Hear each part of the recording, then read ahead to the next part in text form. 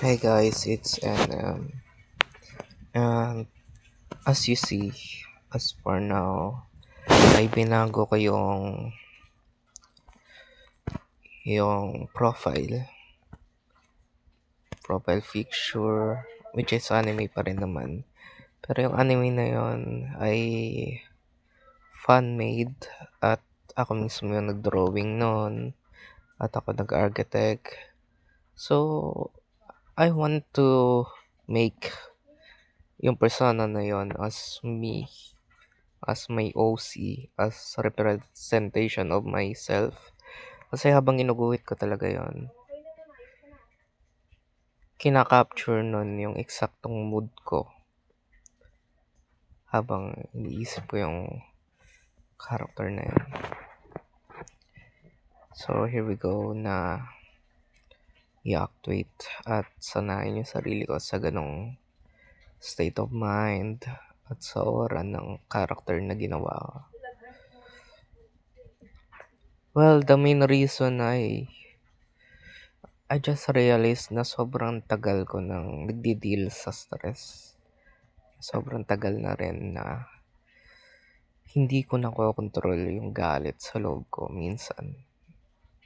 Minsan kinikimkim mo lang yan. Well, hindi mo rin naman kasi alam eh. Bigla-bigla ka na lang naturally nagagalit din. So, I just found na I'm tuning on violent resonance. That's why I need to tune myself in more calm version of me. I need to tone my emotion, my personality as on less aggressive mode, which is including yung pag-remove ng self-pity, self-fighting, pagtanggal ng resistance sa pakikipag-away sa sarili mong pag-iisip, and take things easy and lower the stress level consciously, and ito na yung mood sa kalmado at lower na kalmado pero desired na character na gusto kong i-focus yung energy ko with. So, as natono or na-regulate ko yung emotion ko sa calm na state na yon, well, I also wanted to make little cooler, so I made the persona. You can see it on my post, yung persona ng ideal character na gusto kong i-actuate bilang ako na as for now.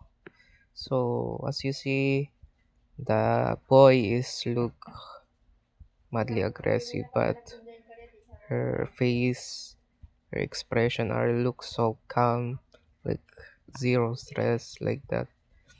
So, yeah, I need to actuate that kind of character as for now.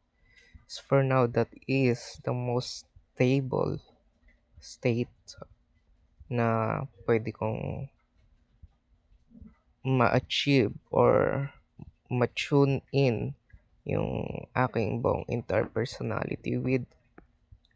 So, let's tune in sa persona na yan for a good mental health na rin. So, maraming salamat sa panonood. Yun lang yung gusto ko sabihin sa vlog na ito. So, like, comment, and subscribe. And see ya again sa susunod na video. So, bye!